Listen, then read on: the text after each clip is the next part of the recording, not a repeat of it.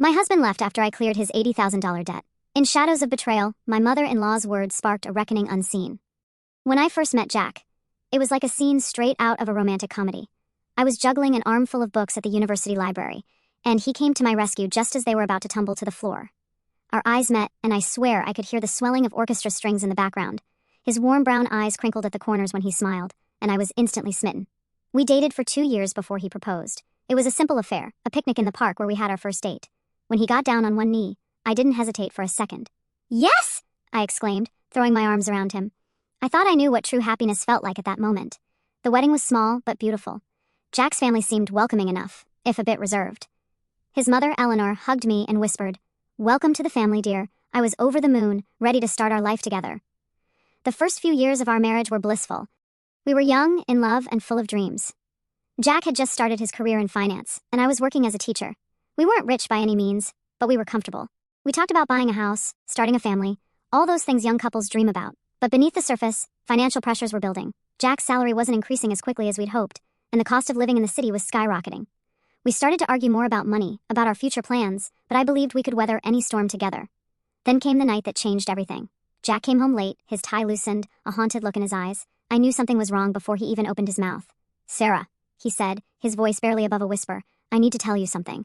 My heart raced as he explained that his family, his parents and his younger sister, were in deep financial trouble. Years of poor investments and lavish spending had caught up with them. They were facing bankruptcy, possible legal troubles, and the loss of their home. "How much?" I asked, dreading the answer. $80,000, Jack replied, his eyes pleading. "If we can help them clear this debt, they can avoid bankruptcy. They can start over." I felt like I'd been punched in the gut. $80,000 was more than our combined annual salary. It was our future house, our future children's college fund, our safety net, all gone in an instant. But I loved Jack, and despite their cool demeanor toward me, I thought of his family as my own. So, I made a decision that would alter the course of our lives forever. "We'll do it," I said, taking Jack's hand. "We'll help them." The next few months were a blur of financial maneuvering. We emptied our savings account, took out a second mortgage on our small apartment, and I even sold the jewelry my grandmother had left me. Every penny we could scrape together went toward clearing Jack's family's debt. It was hard, harder than anything I'd ever done. I took on extra tutoring jobs in the evenings and on weekends. Jack worked overtime, coming home late most nights. We barely saw each other, but I told myself it was worth it. We were saving his family, strengthening our bond, proving our love. The day we made the final payment, I felt a mix of exhaustion and relief. It was over. We had done it. Jack's family was saved from financial ruin, and now we could focus on rebuilding our own lives.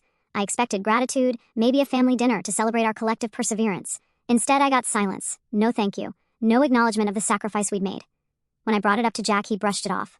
"They're proud people, Sarah," he said. "It's hard for them to accept help, even from family. Give them time." So I gave them time. Weeks turned into months. Our own financial situation remained precarious, but I held on to hope. We had overcome this massive hurdle together. Surely, our love could conquer anything. Then came the day that shattered my world. I was in the kitchen, trying to figure out how to stretch our meager groceries into another week of meals, when Jack walked in. There was something different about him, a coldness in his eyes I'd never seen before. "Sarah," he said, his voice devoid of emotion, "we need to talk."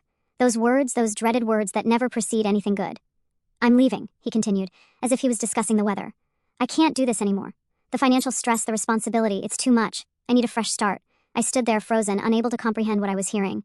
"But we did this together," I stammered. "We sacrificed everything for your family. We can get through this." Jack shook his head. "There is no we anymore, Sarah. I'm sorry, but this is how it has to be." In a daze, I watched as he packed a bag. My mind raced, trying to make sense of what was happening. This couldn't be real. After everything we'd been through, everything we'd sacrificed, how could he just walk away? As Jack headed for the door, a thought struck me. "Wait," I said, my voice shaking. "What about your family? The debt we paid off?" He paused, his hand on the doorknob. For a moment, I saw a flicker of something in his eyes. Guilt, regret. But it was gone as quickly as it appeared. "They'll be fine," he said flatly. "You should talk to them." And just like that, he was gone. I don't know how long I stood there, staring at the closed door. Minutes, hours. Time seemed to lose all meaning. Eventually, I found myself picking up the phone, dialing the number I knew by heart. Eleanor, my mother-in-law, answered on the third ring. "Hello?" Her voice was cool, distant. "Eleanor," I said, fighting to keep my voice steady. "It's Sarah. Jack just left. He said I should talk to you about the debt we paid off." There was a pause, then a soft chuckle that sent chills down my spine. "Oh, Sarah," Eleanor said, her voice dripping with condescension. "Did you really think that money would buy you a place in our family? We never liked you anyway." Jack finally came to his senses. The phone slipped from my numb fingers, clattering to the floor. Eleanor's words echoed in my head, each repetition like a knife twisting in my heart. "We never liked you anyway." As the full weight of the betrayal crashed over me, something inside me began to change. The hurt, the humiliation, the sheer injustice of it all. It began to crystallize into something harder, colder. They thought they had won. They thought they could use me, discard me, and walk away unscathed. But as I stood there in my empty apartment, surrounded by the remnants of a life I thought I knew, a new emotion began to take root. Rage. Pure, unadulterated rage. And with that rage came a promise to myself. This wasn't over, not by a long shot. They had no idea what I was capable of, but they were about to find out. As the rage coursed through my veins, I found myself pacing the apartment, my mind racing with a whirlwind of emotions. The betrayal, the humiliation, the sheer injustice of it all threatened to consume me. But beneath the chaos, a cold, calculating voice began to emerge. I stopped in front of the mirror, barely recognizing the woman staring back at me. Her eyes were red-rimmed, her hair disheveled, but there was a steely glint in her gaze I'd never seen before. This woman wasn't a victim. She was a survivor, and she was out for blood. Taking a deep breath, I forced myself to think rationally. I needed to understand the full extent of what had happened. Only then could I plan my next move. I sat down at our small dining table and opened my laptop with trembling fingers. I logged into our joint bank account. The balance stared back at me, a pitiful fraction of what it once was. I began to scroll through the transaction history, piecing together the financial puzzle of our demise. It had started small. A few $1,000s here, a few thousand there, transfers to Jack's personal account that he had explained away as investments or family emergencies. I had trusted him implicitly, never questioning, always supportive. What a fool I'd been. As the amounts grew larger, so did the frequency of the transfers. The final payment, a staggering sum that had emptied our savings account, had been made just 2 weeks ago. The timing was no coincidence. They had waited until the money was safely in their possession before discarding me like yesterday's trash. I leaned back in my chair, a bitter laugh escaping my lips. They had played me perfectly, the loving husband, the welcoming family. It had all been an act, an elaborate con to solve their financial woes at my expense. But their perfect plan had one fatal flaw: they had underestimated me. I spent the next few days in a frenzy of activity. I canceled our joint credit cards, changed the locks on the apartment, and consulted a lawyer about my options. The news wasn't good. Without proof of fraud, the money I had willingly given to Jack's family was considered a gift in the eyes of the law. I had no legal recourse to reclaim it. The lawyer's words echoed in my head as I left his office. "I'm sorry, Mrs. Thompson, but there's nothing we can do. My advice would be to cut your losses and move on." Move on? As if it were that simple. As if I could just forget the years of my life I had wasted, the dreams I had sacrificed, the future that had been stolen from me. Moving on wasn't an option, but moving forward, that I could do. I threw myself into work, picking up every extra shift and tutoring job I could find. By day, I was the perfect image of a woman trying to rebuild her life after a painful divorce. I smiled at my colleagues, assured my friends that I was doing fine, and presented a brave face to the world. But at night, alone in the apartment that now felt too big and too empty, I plotted. I started with research. Hours upon hours spent hunched over my laptop, digging into every aspect of Jack's family's lives, their businesses, their social circles, their dirty little secrets. I left no stone unturned. It was during one of these late-night research sessions that I made a startling discovery. A small news article, buried in the archives of a local paper, caught my eye. It detailed the mysterious circumstances surrounding the death of Jack's uncle Robert, 5 years ago. Robert had been wealthy, eccentric, and estranged from the family for years. His death had been ruled an accident, but the article hinted at possible foul play. The pieces began to fall into place. The timing of Robert's death coincided with the beginning of the family's financial troubles. Had they somehow been involved? Had their desperate need for money driven them to the unthinkable? I saved the article, along with dozens of other potentially incriminating pieces of information I had uncovered. Slowly but surely, I was building a dossier on the family that had ruined my life. Every scrap of evidence, every whisper of scandal, it all went into my growing file of ammunition. But information alone wasn't enough. I needed a plan, a way to use this knowledge to bring them down. And for that, I needed help. I reached out to an old college friend, Alex, who now worked as a private investigator. Over coffee, I shared a sanitized version of my story, painting myself as a concerned ex-wife who feared her husband's family might be involved in illegal activities. Alex listened intently, his brow furrowed. "This is serious stuff, Sarah," he said when I had finished. "If even half of what you suspect is true, we're talking about major fraud, possibly even worse. Are you sure you want to get involved in this?" I met his gaze steadily. "I'm already involved, Alex. I just want the truth." He nodded slowly. "All right, I'll see what I can dig up. But Sarah," he added, his voice softening, "be careful. These people have already shown they're capable of hurting you. Don't do anything rash." I thanked him for his concern, all the while knowing that rash didn't even begin to cover what I had in mind. The weeks that followed were a blur of activity.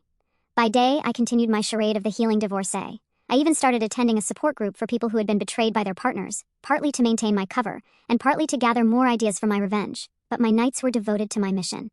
Alex came through with a treasure trove of information, confirming many of my suspicions and uncovering even more dirt on the family, financial irregularities, shady business deals, and yes, more questions about Uncle Robert's convenient death. Armed with this knowledge, I began to formulate my plan. It would take time, patience, and nerves of steel, but I was prepared to do whatever it took. The first step was to establish a new identity. Sarah Thompson, the naive and trusting wife, was dead. In her place, I created Samantha Taylor, a savvy businesswoman with a keen eye for investment opportunities. I used a chunk of my dwindling savings to invest in a new wardrobe, a sleek new hairstyle, and even subtle makeup techniques to alter my appearance just enough.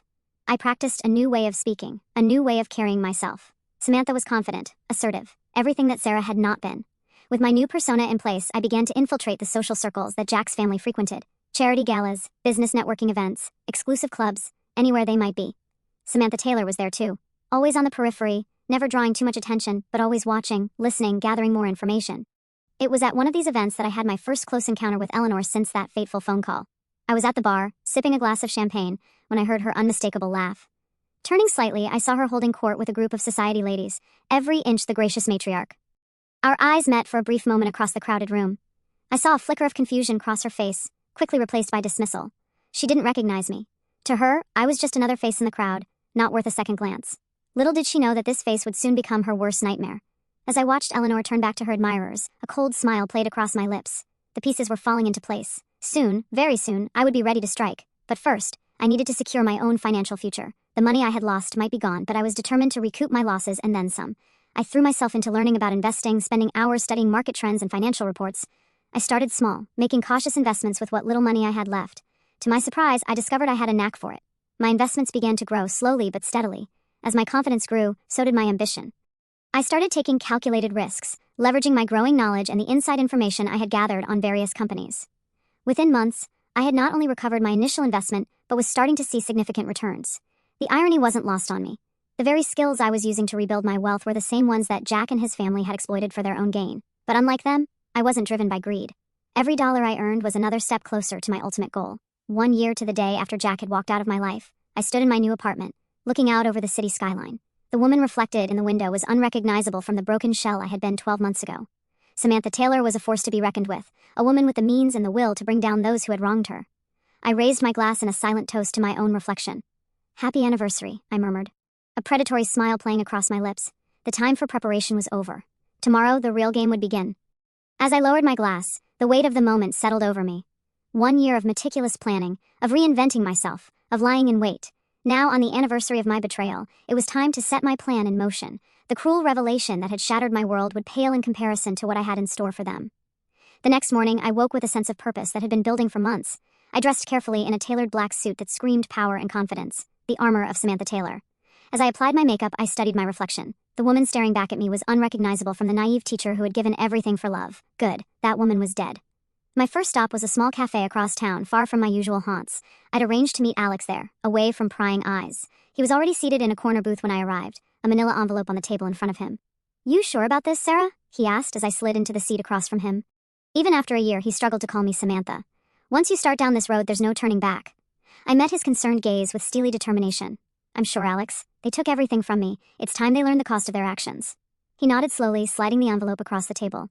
"Everything you asked for is in here. Financial records, communication logs, witness statements about Robert's death. It's all circumstantial, but it's enough to start asking questions," I finished for him.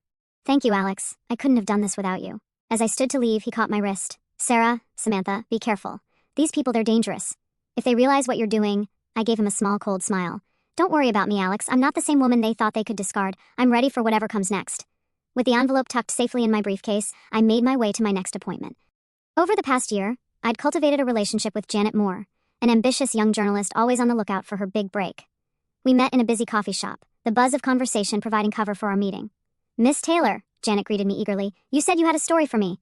I nodded, sliding a USB drive across the table. "Everything's on here: financial fraud, tax evasion, and possible involvement in a suspicious death, all tied to one of the city's most prominent families."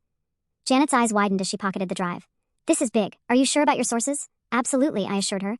"Every piece of information has been verified. Of course, I'll need to remain anonymous." "Of course," Janet agreed quickly. "If this checks out, this could be the story of the year." I left Janet poring over the files, my heart racing with a mixture of anxiety and exhilaration. The first domino had been set in motion.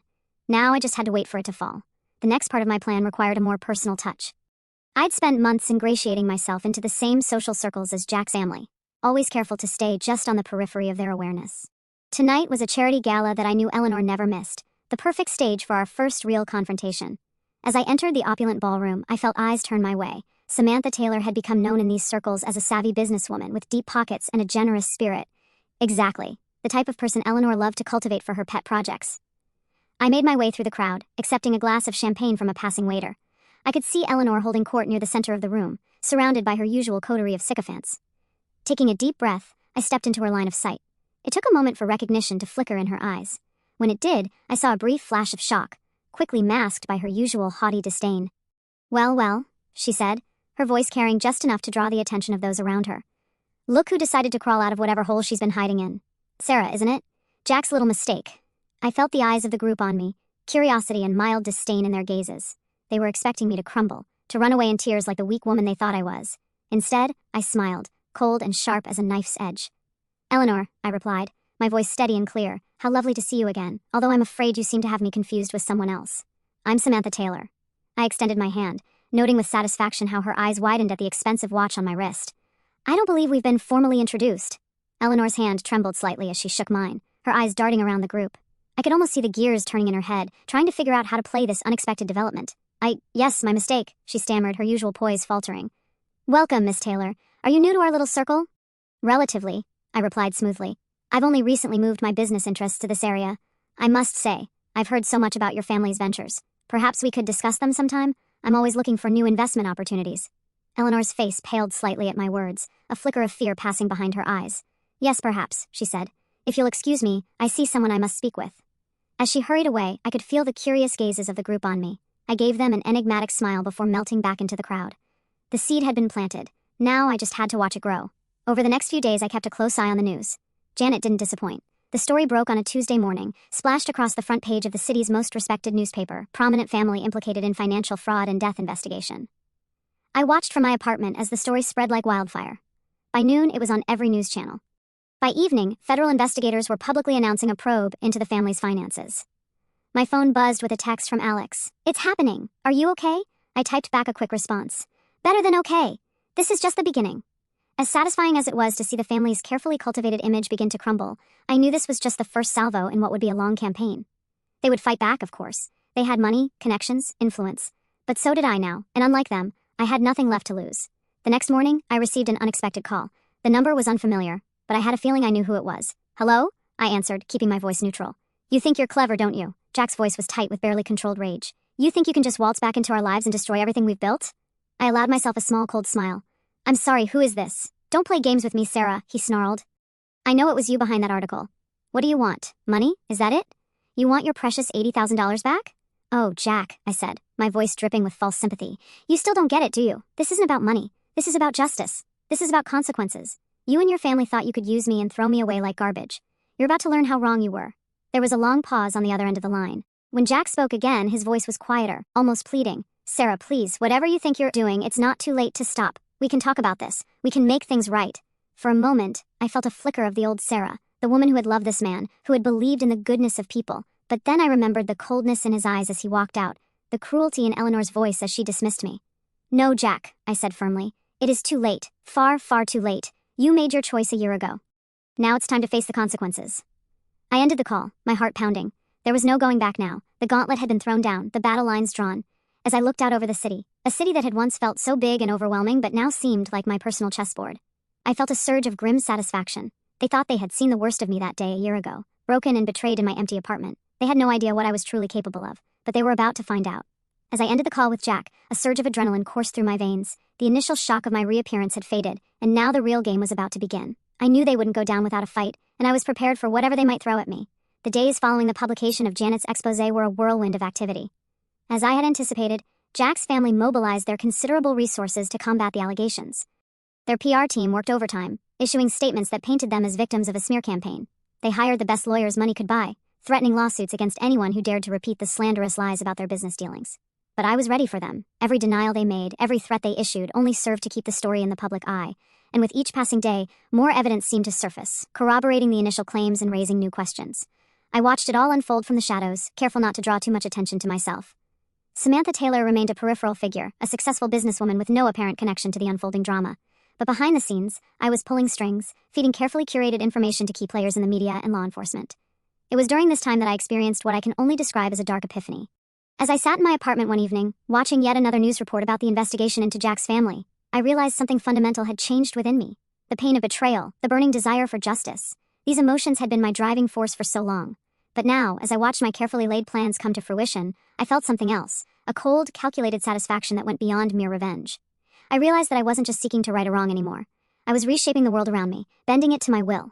The power I now wielded, the ability to build people up or tear them down with a few well-placed words or actions, was intoxicating. For a moment, this realization frightened me. Had I become the very thing I despised? Was I any better than Jack and his family, manipulating others for my own ends? But then I thought of Eleanor's smirk, of Jack's cold dismissal, of the years of my life I had sacrificed for nothing. No, I decided, I was not like them. They had acted out of greed and selfishness. I was delivering justice, not just for myself, but for all the others they had undoubtedly wronged over the years. With this new clarity of purpose, I redoubled my efforts. I reached out to my network of contacts, seeking any additional information that could be used against Jack's family. It was during one of these conversations that I stumbled upon something unexpected. An old business associate of Jack's father let slip a crucial piece of information: the existence of an offshore account that hadn't been mentioned in any of the financial records I had uncovered so far. This account, he hinted, was where the real skeletons in the family's closet were buried.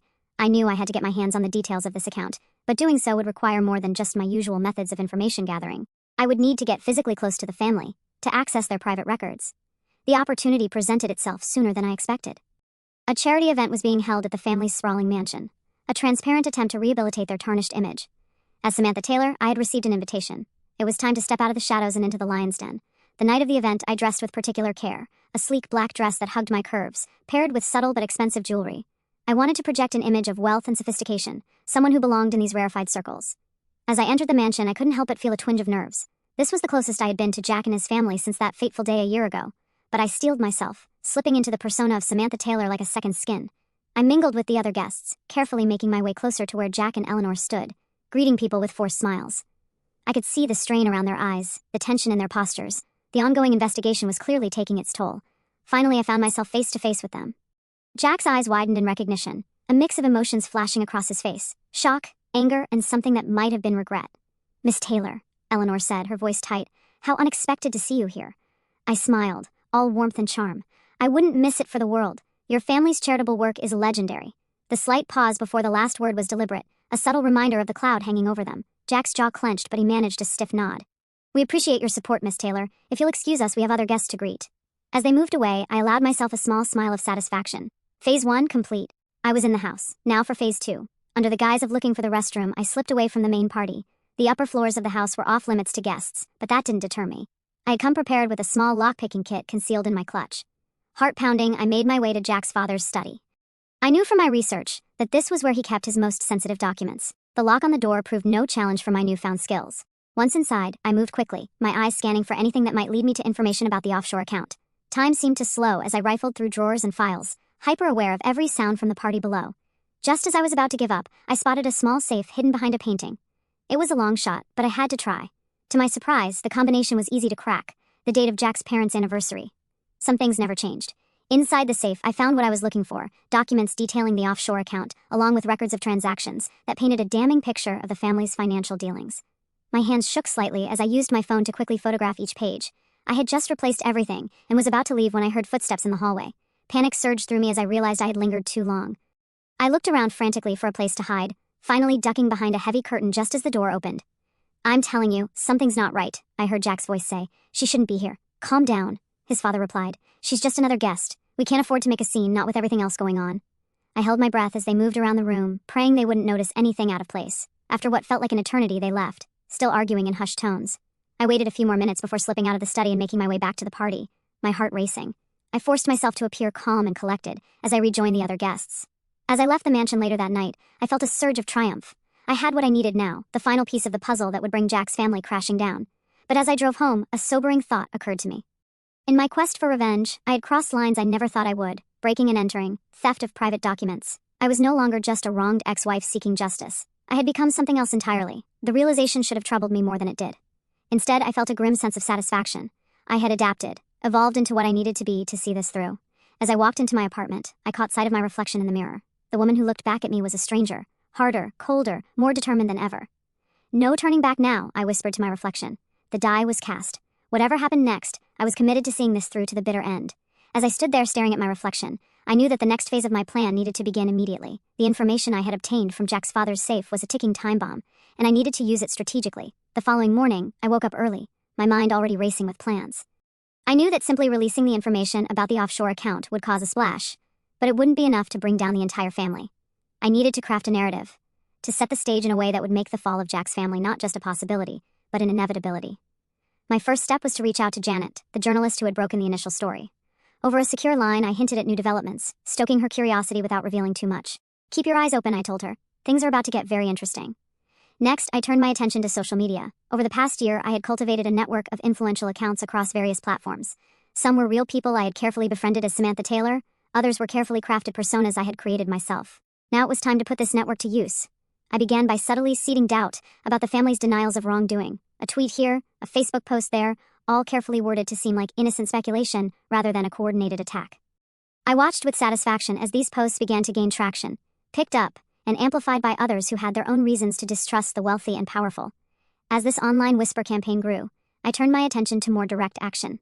I had spent months documenting every questionable deal, every hint of impropriety I could find related to Jack's family. Now, I began anonymously sending this information to relevant authorities, tax officials, financial regulators, even local law enforcement. I was careful to space out these revelations to make it seem like multiple sources were coming forward independently. Each new piece of information I released was calculated to build on the last, creating a damning picture of corruption and deceit that spanned generations. All the while, I maintained my public persona as Samantha Taylor. I attended charity events, made strategic investments, and continued to build my reputation as a savvy businesswoman. To the outside world, I was completely disconnected from the growing scandal surrounding Jack's family. But behind the scenes, I was orchestrating every move. I watched with a mix of satisfaction and cold detachment as the pressure on the family began to mount. News reports became more frequent and more critical. Whispers of criminal investigations grew louder. Former associates began to distance themselves, afraid of being caught in the fallout. Through my network of contacts, I heard that Jack and his family were starting to feel the strain. Their once solid facade was beginning to crack. Eleanor had been overheard having a heated argument with her husband at a restaurant, their voices carrying despite their attempts at discretion. Jack had started drinking heavily, showing up to business meetings unkempt and irritable. It was during this time that I received an unexpected visit from Alex, my old friend and private investigator. He showed up at my apartment one evening, his face grave. "Sarah," he said, reverting to my old name despite my protests. "I need to know. How far are you planning to take this?" I invited him in, pouring us both a glass of wine before responding. "As far as necessary," I said simply. "They need to pay for what they've done." Alex sighed, running a hand through his hair. "I get that, I do. But Sarah, Samantha, whatever you want to call yourself now, this isn't just about exposing some financial misdeeds anymore. The stuff you've been digging up, the way you're releasing it, you're systematically destroying these people's lives." I felt a flicker of annoyance at his words. "And what about my life?" I countered. "They destroyed it without a second thought. Why should I show them any mercy?" "Because if you don't," Alex said quietly, "you might lose yourself in the process. I've seen it happen before. People get so focused on revenge that they become something they never meant to be." His words hit closer to home than I wanted to admit. I thought about the woman I had seen in the mirror the night before. The stranger with cold eyes and a colder heart. For a moment, I felt a pang of doubt. Was I going too far? But then I remembered Eleanor's smirk, Jack's casual cruelty as he walked out on me. The doubt hardened into resolve. "I appreciate your concern, Alex," I said, my voice steady, "but I know exactly what I'm doing, and I'm prepared to face the consequences." Alex looked at me for a long moment, then nodded slowly. "I hope you know what you're doing," he said as he stood to leave. "Just be careful. These people, they're not going to go down without a fight." After he left, I sat alone in my apartment, turning his words over in my mind. Alex was right about one thing. Jack's family wouldn't give up easily. They had too much to lose. I needed to be prepared for their counterattack. Over the next few weeks, I redoubled my efforts. I reached out to former employees of the family's businesses, offering anonymity in exchange for any information they might have. Many were hesitant at first, but as the public tide turned against their former employers, more and more began to come forward. Each new revelation was like a piece of a puzzle, fitting together to create a damning picture of decades of corruption, exploitation, and deceit. The offshore account I had discovered was just the tip of the iceberg. There were shell companies, fraudulent charities, even hints of connections to organized crime. As I compiled this information, I began to notice a pattern. Many of the family's worst excesses seemed to coincide with periods of financial strain. It was as if they viewed ethical behavior as a luxury they could only afford when times were good. This realization gave me an idea. If I could put enough financial pressure on the family, force them into a corner, they might make a desperate move, one that would expose their true nature to the world once and for all. With this in mind, I began to adjust my strategy. Instead of just exposing past misdeeds, I started to target their current income streams. Through my business connections, I quietly advised investors to pull out of the family's ventures. I used my social media network to start rumors about the stability of their companies. The effect was slow at first, but as the weeks went by, it began to snowball. Stock prices for companies associated with the family began to drop. Longtime business partners started to distance themselves. The once mighty financial empire that Jack's family had built began to show signs of crumbling. Throughout all of this, I maintained my cover as Samantha Taylor. I even reached out to Jack directly, offering my sympathies for the difficulties his family was facing. The conversation was tense, filled with unspoken accusations and barely concealed hostility. "I don't know what game you're playing. Jack said at one point, his voice low and angry. But if you think you can take us down, you're sadly mistaken. We've weathered worse storms than this. I just smiled, my voice honey-sweet with false concern. I'm sure you have, Jack. I'm just offering my support as a friend. After all, we all go through difficult times, don't we? The look in his eyes as we ended the call told me everything I needed to know. He suspected my involvement, but he couldn't prove anything. More importantly, he was scared. The unshakable confidence that had once defined him was gone, replaced by a desperate, cornered look. As I hung up the phone, I felt a surge of cold satisfaction. The stage was set, the players were in position. Now it was time for the final act to begin. I walked to my window, looking out over the city that had once seemed so vast and impersonal. Now it felt like my chessboard, with Jack's family as the pieces I was methodically removing. Check, I whispered to myself, a small cold smile playing on my lips. Your move. As I stood by the window, savoring the moment of anticipation, I knew that the time had come to launch my first major offensive. The groundwork had been laid, the tensions had been building, and now it was time to watch the first domino fall. The next morning, I put the final touches on a comprehensive dossier I had compiled. It contained irrefutable evidence of the family's financial fraud, including details of the offshore account I had discovered in Jack's father's safe. But more than that, it included a meticulously researched timeline that linked their fraudulent activities to several high-profile business failures in the city. Companies that had gone bankrupt, leaving hundreds jobless, all because of the Thompson family's greed. I sent this dossier to Janet, the journalist who had broken the initial story. I knew she would verify every detail before publishing, which would only lend more credibility to the exposé. Within hours, I received a call from Janet, her voice filled with a mixture of excitement and disbelief. This is incredible, she breathed. If even half of this checks out, it's not just fraud we're talking about. It's a systematic dismantling of the city's economy for personal gain. How did you get all this? I smiled to myself, pleased by her reaction. I have my sources, I replied cryptically. The important thing is, can you run with it? Can I, she said. This is the story of a lifetime. But are you sure about this? Once this goes public, there's no going back. The Thompsons will be ruined. For a moment, I felt a flicker of hesitation. Was I really ready to destroy the family so completely? But then I remembered the cold dismissal in Jack's eyes, the cruel smirk on Eleanor's face. My resolve hardened. I'm sure, I said firmly. The public deserves to know the truth. The story broke the next day, splashed across the front page of every major newspaper and leading every news broadcast. The reaction was immediate and explosive. Social media exploded with outrage.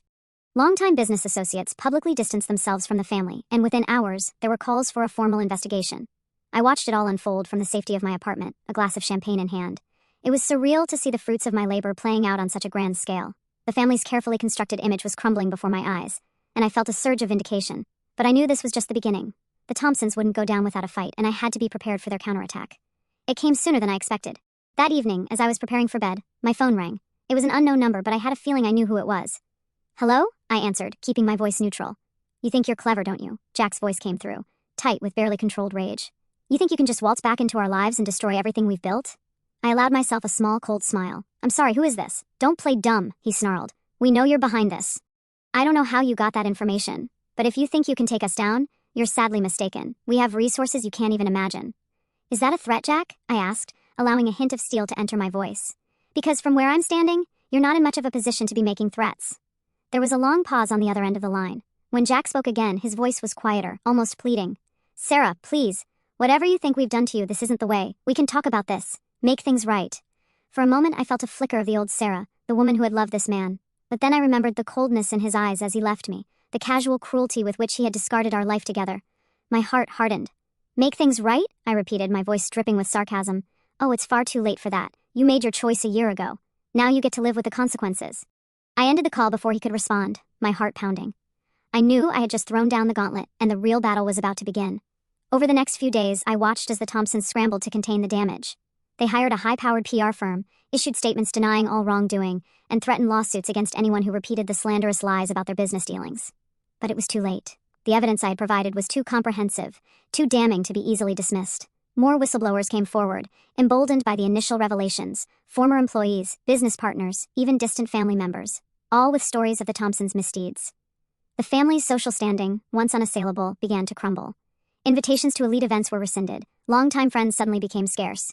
Even their charitable foundation, once the cornerstone of their public image, came under scrutiny as questions arose about how donations were being used.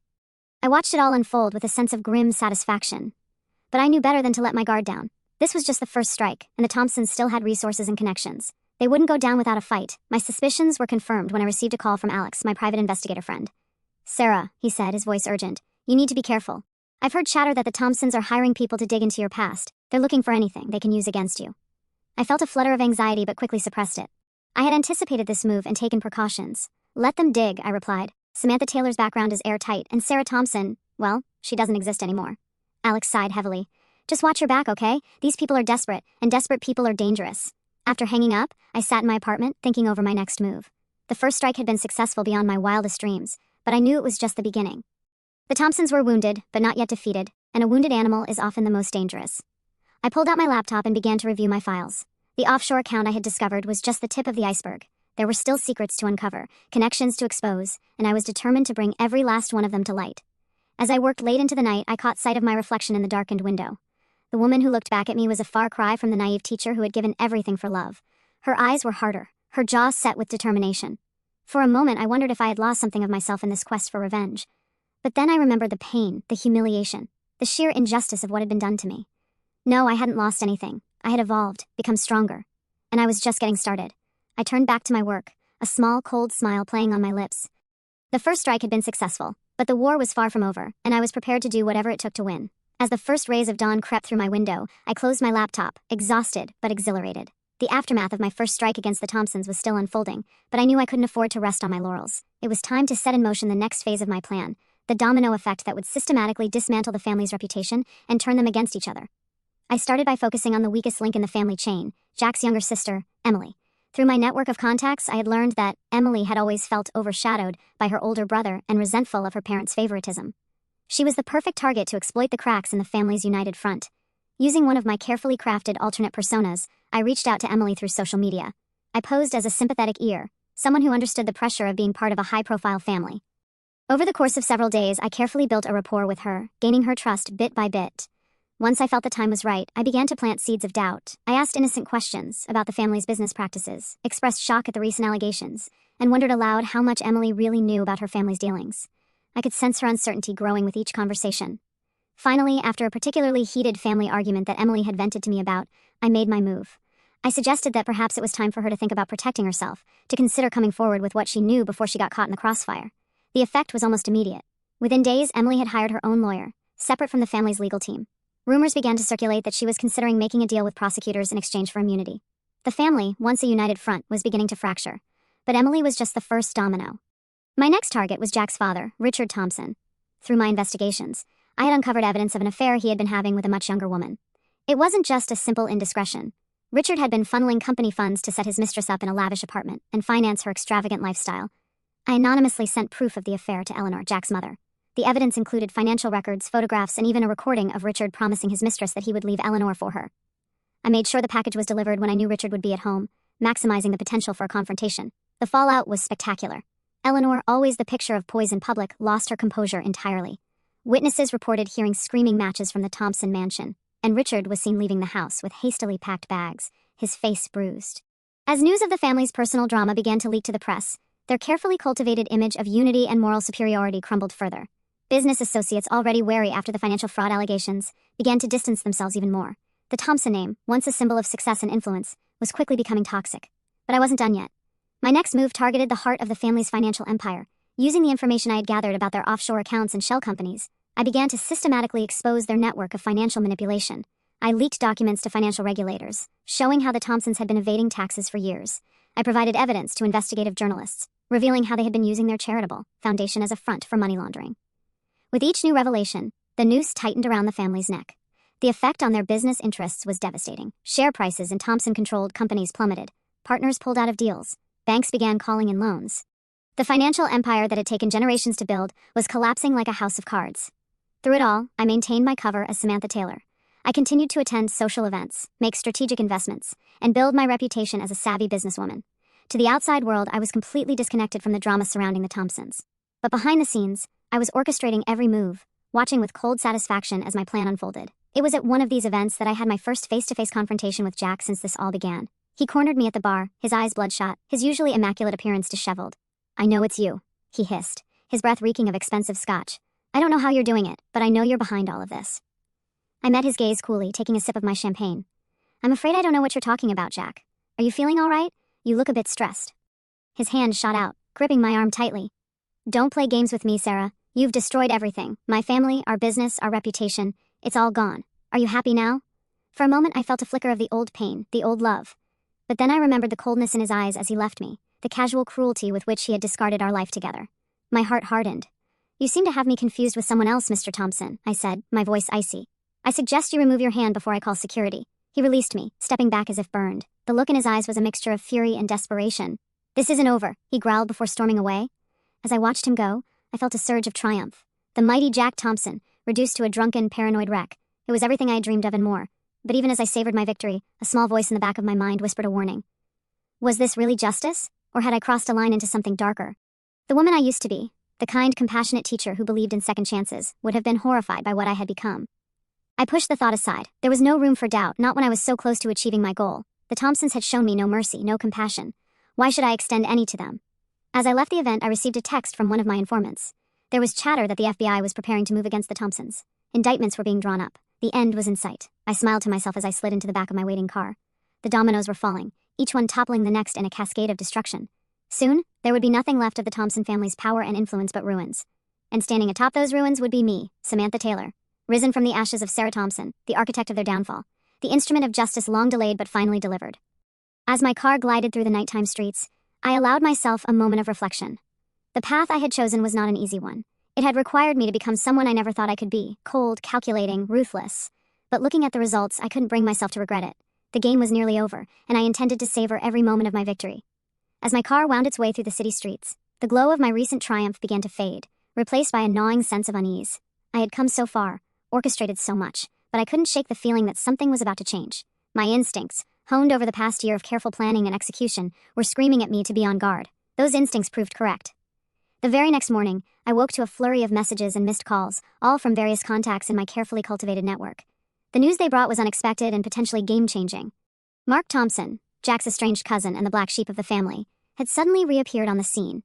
I had been vaguely aware of Mark's existence during my research into the family, but he had seemed like a non-entity, cast out years ago for refusing to toe the family line and join the business. Now it appeared he was back, and he was stirring things up. Mark had given an explosive interview to a major news outlet, corroborating many of the allegations against his family and adding new, damning details. He painted a picture of a dynasty built on corruption, manipulation, and outright criminality stretching back generations. At first, I was elated. This was an unexpected ally, someone from within the family itself turning against them. It lent credibility to all the evidence I had been carefully leaking. But as I dug deeper into Mark's sudden reappearance, elation turned to concern. Mark wasn't just talking to the press. He was meeting with federal investigators, promising to provide documents and testimony that could blow the case wide open. This should have been good news, but it presented a problem. Mark had information I didn't, details about family history and inner workings that I couldn't have known. If he took center stage in the investigation, it could derail my carefully laid plans. I needed to meet this unexpected ally to gauge his motivations and see if I could steer him in a direction that aligned with my goals. Through my contacts, I arranged a meeting under the guise of being a potential investor in a new venture Mark was planning. We met at a quiet, upscale restaurant. Mark was younger than I expected, with the same chiseled good looks as Jack, but with a rougher edge. His eyes were sharp and assessing as he shook my hand. "Miss Taylor," he said, a hint of a smirk playing at his lips. "I've heard a lot about you, the new rising star in the business world." I offered a practiced smile in return. "And I've certainly been hearing a lot about you lately, Mr. Thompson. Your family must be quite surprised by your recent media appearances." His smirk widened into a grin, but it didn't reach his eyes. "Oh, I'm sure they are. But then, they shouldn't be. They've had this coming for a long time." As our conversation progressed, I began to get a clearer picture of Mark Thompson. He was intelligent, charismatic, and driven by a deep-seated resentment toward his family. But there was something else, an underlying current of ambition that made me wary. "You know," Mark said, leaning in conspiratorially, "I've been watching everything that's been happening with the family, the leaked documents, the whistleblowers, the carefully orchestrated fall from grace. It's impressive work, almost as if someone's been pulling strings behind the scenes." I kept my face impassive, even as my heart rate picked up. "The mighty do have a tendency to fall," I said noncommittally, "especially when their foundation is built on lies." Mark's eyes glinted. "Indeed they do. But I can't help but wonder what happens after the fall. Someone's bound to step in and pick up the pieces. Someone who knows the whole story." It was at that moment that I realized Mark Thompson wasn't just an unexpected ally.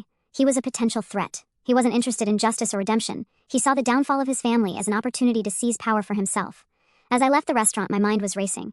Mark's emergence had thrown a wrench into my carefully laid plans. He had information I didn't, connections I couldn't match, and a claim to the Thompson legacy that I could never have. If he took control of the narrative, everything I had worked for could be for nothing.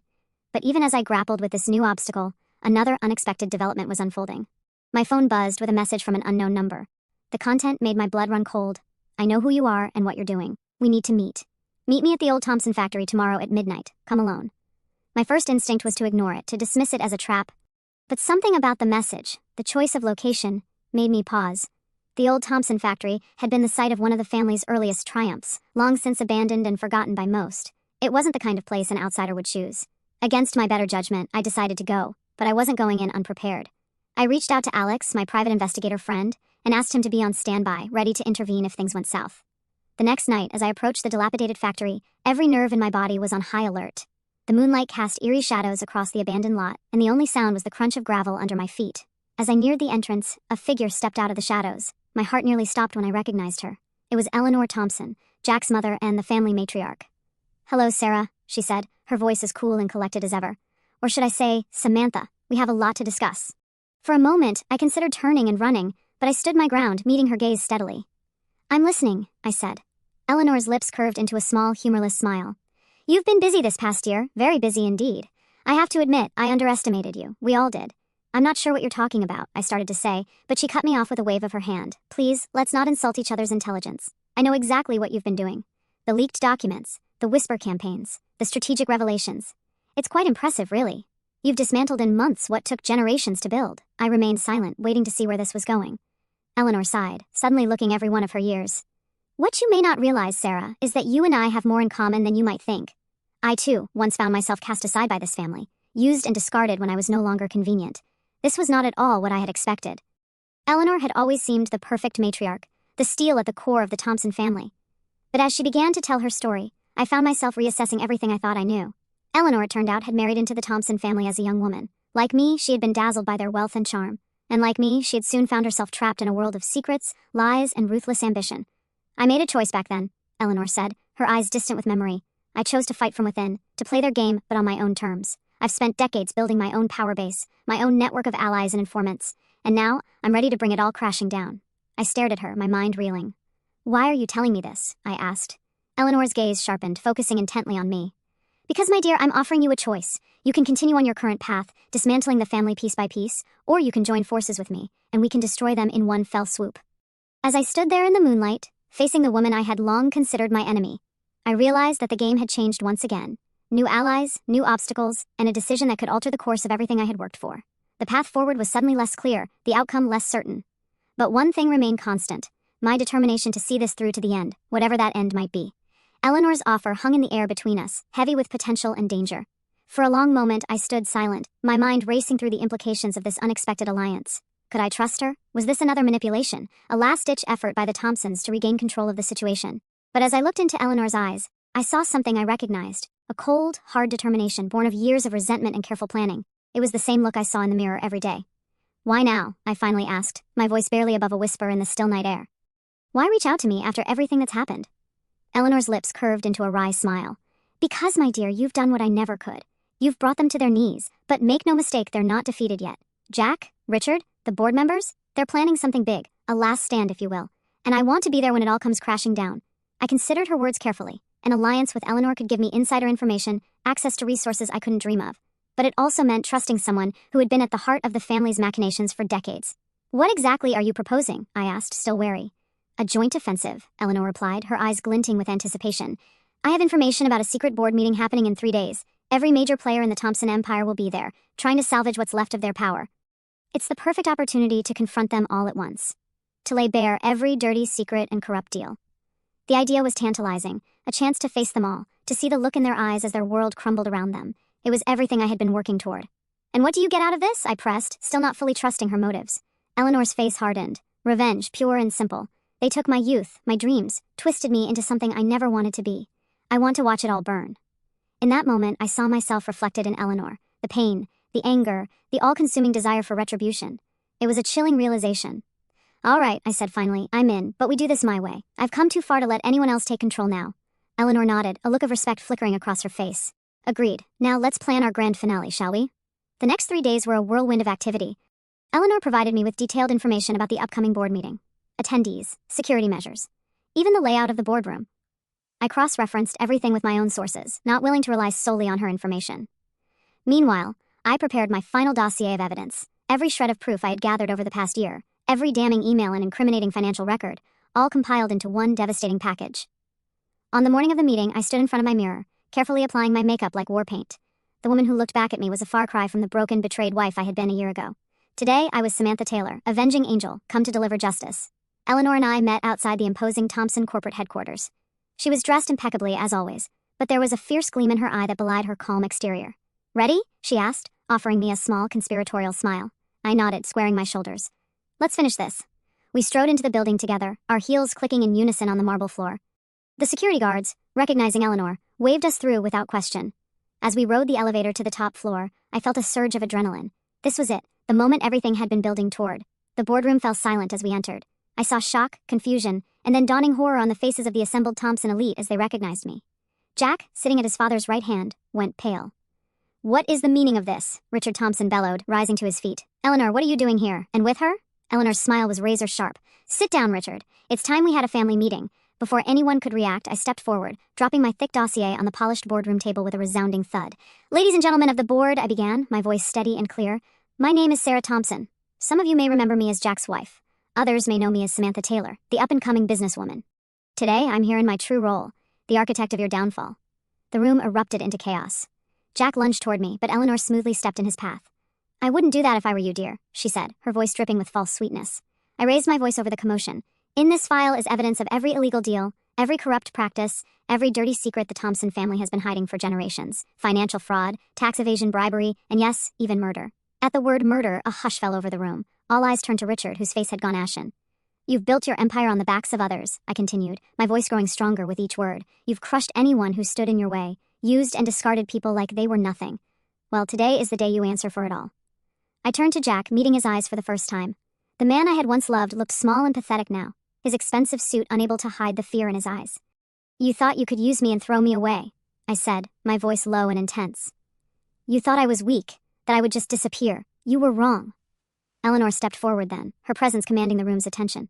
"For years I've watched this family rot from the inside out," she declared. "I've played my part, bided my time, but no more. It ends today." Richard found his voice at last, his face contorted with rage. "You treacherous," he spat at Eleanor. "After everything I've given you, everything you've given me." Eleanor cut him off, her laugh bitter and cold. "You've given me nothing but years of misery and shame. Well, now I'm taking it all back." As if on cue, the boardroom doors burst open.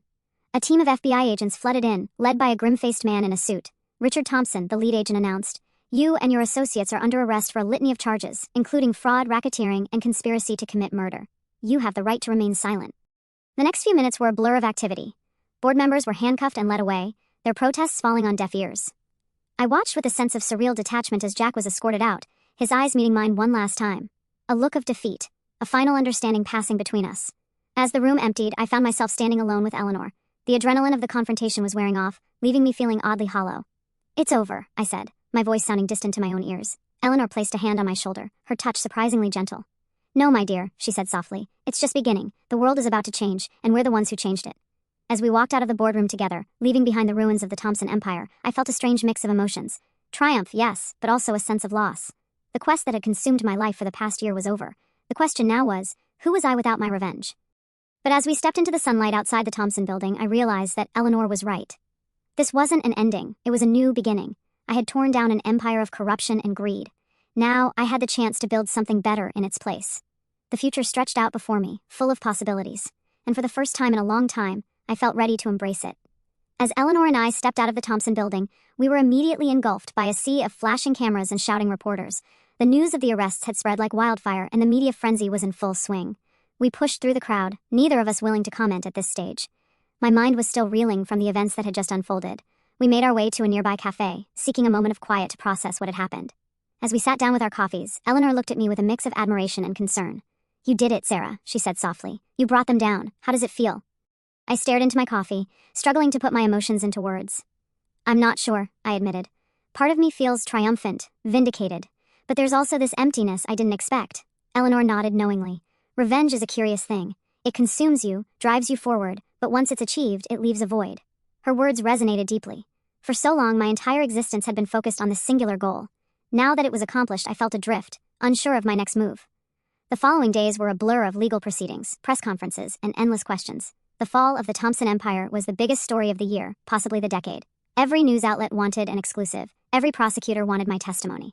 I watched from a distance as the family I had once been a part of was systematically dismantled. Jack, Richard, and several board members were facing lengthy prison sentences. The Thompson companies were in free fall, their stock prices plummeting as investors rushed to distance themselves from the scandal. But amidst the chaos, I found myself increasingly withdrawn. The satisfaction I had expected to feel was overshadowed by a growing sense of unease. Had I become the very thing I despised in my quest for justice? It was during this time of introspection that I received an unexpected visitor. Alex, my old friend and private investigator, showed up at my apartment one evening, concern etched on his face. "Sarah," he said as I let him in, "I've been worried about you. How are you holding up?" I managed a weak smile. "I'm fine, Alex. It's just a lot to process." He studied me for a moment, then shook his head. "You're not fine. I can see it in your eyes. This whole thing, it's eaten away at you." His words struck a chord, and suddenly, the emotions I had been suppressing came flooding out. I found myself pouring out my conflicted feelings to Alex, the triumph mixed with guilt, the satisfaction tainted by a sense of loss. "I spent so long being Samantha Taylor," I confessed, "playing this role, that I'm not sure who Sarah is anymore. I achieved everything I set out to do, but at what cost?" Alex listened patiently, his presence a comforting reminder of the person I used to be. When I finished, he was quiet for a long moment before speaking. "Sarah," he said gently, "what you did, it was incredible. You exposed corruption, you brought criminals to justice. But revenge can't be the end of your story. It's what you do next that really matters." His words struck a chord deep within me. For so long, I had been focused on tearing down the Thompsons. Perhaps now it was time to start building something of my own. Over the next few weeks, I began to reevaluate my life and my choices. I started by reaching out to Janet, the journalist who had been instrumental in exposing the Thompson family's misdeeds. Together, we began working on a book that would tell the full story of the Thompson Empire's rise and fall. Writing the book was a cathartic experience. It allowed me to process everything that had happened, to see the events of the past year with a new perspective. As I recounted my journey from betrayed wife to avenging force, I began to reconnect with the person I used to be.